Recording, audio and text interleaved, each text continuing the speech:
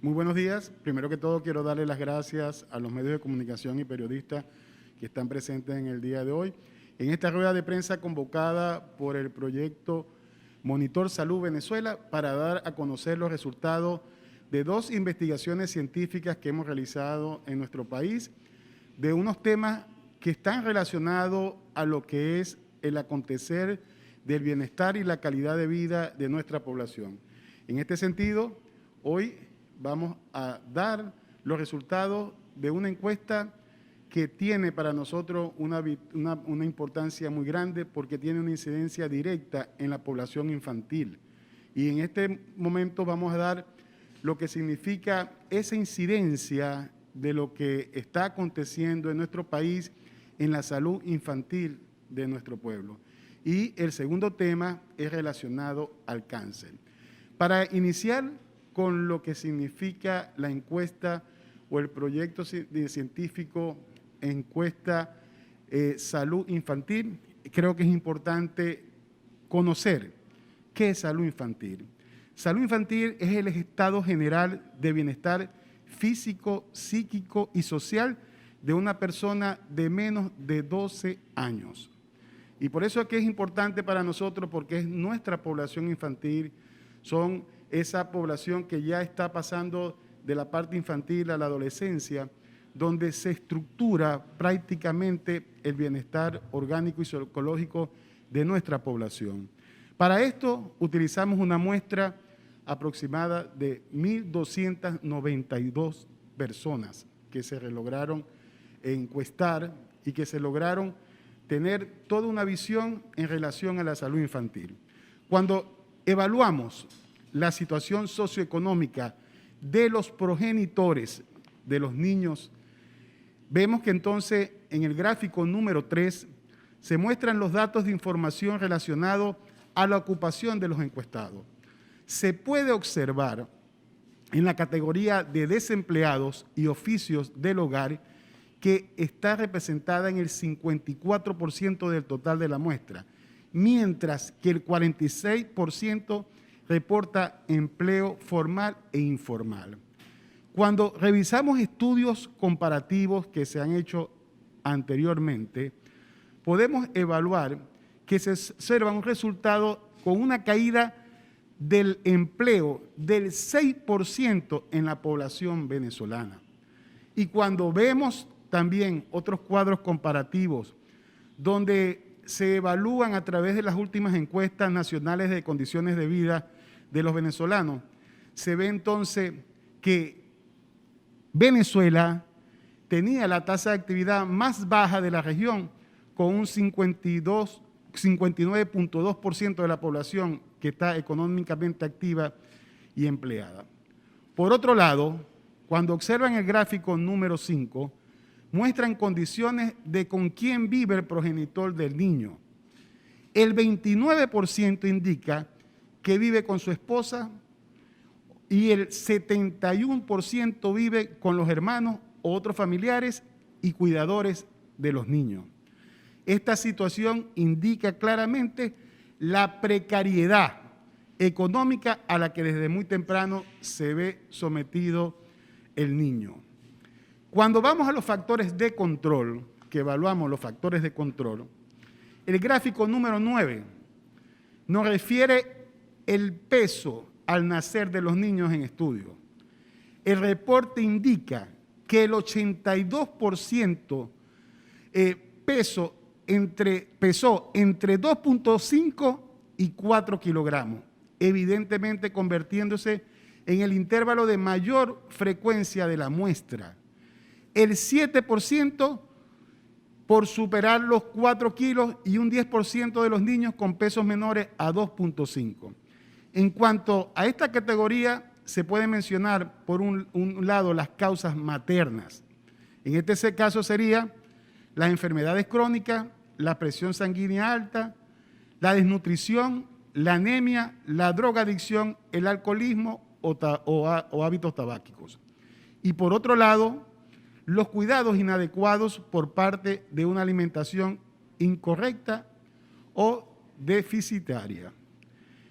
Bajo peso al nacer ha sido definido por la Organización Mundial de la Salud como el peso al nacimiento menor de 2.500 gramos. En relación con el gráfico 10, cuando vemos la talla del niño al nacer, vemos que la mayor frecuencia de respuesta está entre 45.5 centímetros y 52.5 centímetros. Y eso lo podemos apreciar claramente en el gráfico, donde se reporta un alarmante 17% de niños que al nacer tienen una estatura menor de 45 centímetros. En el gráfico número 13 refleja el resultado de las madres que dijeron que tuvieron control prenatal y que en este número fueron 1.205 encuestados. De ese número, el 93% dijo que tuvo ese tipo de control y apenas un 7% no lo recibió. En el gráfico número 14 se refleja el 90% que indicó que recibieron de 4 a 9 controles prenatales y de 1 al 3 controles el 10% solo recibió. Con respecto al factor de complicaciones de salud durante el embarazo, la respuesta indica que el 46% no tuvo complicaciones alguna, el 18% reportó infecciones, el 14% hipertensión arterial, el 7% eclampsia, el 6% trabajo de parto prematuro y otros 6% indican otras enfermedades y 2 reportan diabetes gestacional. El análisis de esta categoría nos presenta que el 54% de las mujeres tuvieron algún tipo de complicación durante su embarazo. Cuando vamos a la atención de salud de estos pacientes, en el gráfico 18, del total de 869 encuestados, el 67% tuvieron dificultad para adquirir medicamentos necesarios para su control de embarazo. Solo el 23% de los encuestados no tuvieron ninguna dificultad para adquirir los medicamentos necesarios durante su embarazo. Del 67% restante, el 63% tuvo complicaciones para adquirir por el alto costo de los mismos y un 37% reportó que por escasez de los mismos dificultó la adquisición de los medicamentos. Lo que esta complica cualquier tipo de situación de una mujer embarazada por la emergencia humanitaria compleja que estamos viviendo. En el gráfico 19 señala las vacunas que han recibido los hijos de los padres encuestados. Al respecto, el porcentaje de niños vacunados es muy bajo. Se pudo observar que el 29% de los vacunados de las vacunas administradas a los niños muestran que corresponden a BCG y antipolio. Luego, en orden descendente, la pentavalente un 11% y la trivalente viral 11%, la antihepatitis B 10%, la de fiebre amarilla 8%, la antigripal 6%, la antihepatitis A 5%, la antimeningococo 5%, la antivaricela 4%, la hexavalente 3% y 2% la Prevenar 13%. Podemos ver claramente que los programas de vacunación, de inmunización que tenemos en Venezuela son completamente deficientes. Cuando evaluamos situaciones de este tipo, podemos ver que en el 2020 se tenían que administrar aproximadamente entre 7 a 8 millones de vacunas que tenían que ser realizadas en todo el país y no llegamos ni siquiera al 40, al 45%. Por otra parte, se señalan el tipo de instituciones a donde se dirigen las madres venezolanas en caso de afectación de la salud de sus hijos, pudiéndose evidenciar que la mayor participación se tiene que hacer en los sitios públicos, pero lamentablemente por la falta de atención es muy irregular lo que es los tratamientos que ellos tienen que recibir y los programas de vigilancia prenatales que tienen que llevar. En el gráfico 20, el 76% acude a las instituciones de salud pública, llámense hospitales o ambulatorios. Solo el 24% de la población puede asistir al sistema de salud privado para la atención de la salud infantil. En relación a la alimentación de los niños, en la búsqueda de información sobre las condiciones de alimentación de los niños, el gráfico 24 muestra la respuesta de las madres con respecto a las veces que comió aquel en las últimas 24 horas. Al respecto, la opción que más repite es la de 2 veces al día con un 87%. Un solo 11%, 3 o más veces al día. Y 1% come una vez o no come al día.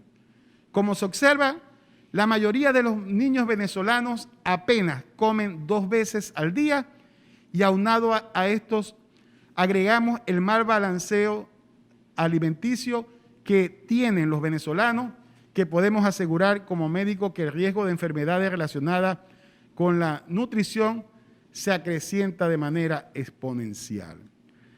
En relación al segundo programa o a la segunda investigación que realizamos nosotros a nivel nacional, que fue elaborado en los estados de Zulia, Distrito Capital y Monaga, realizamos también una encuesta relacionada a cáncer, que es importante definir que por el Instituto Nacional de Cáncer de los Institutos Nacionales de Salud de los Estados Unidos se define como el cáncer que no es una sola enfermedad, sino una colección de enfermedades relacionadas que pueden ocurrir casi en cualquier lugar del cuerpo.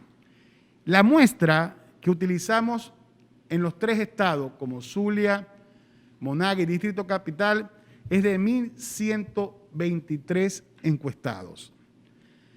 Cuando revisamos esta encuesta y vemos la situación socioeconómica de cada uno de ellos, el gráfico 3 muestra datos de información relativa a la ocupación del encuestado.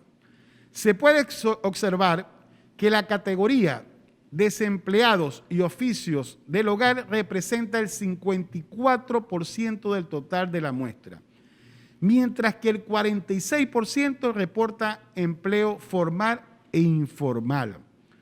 Comparado con otros estudios, pasados 2 años y contrastando estos resultados con el estudio reportado por la consultora ANOVA en el 2019, se observa una caída del empleo en la población venezolana del 5.2%.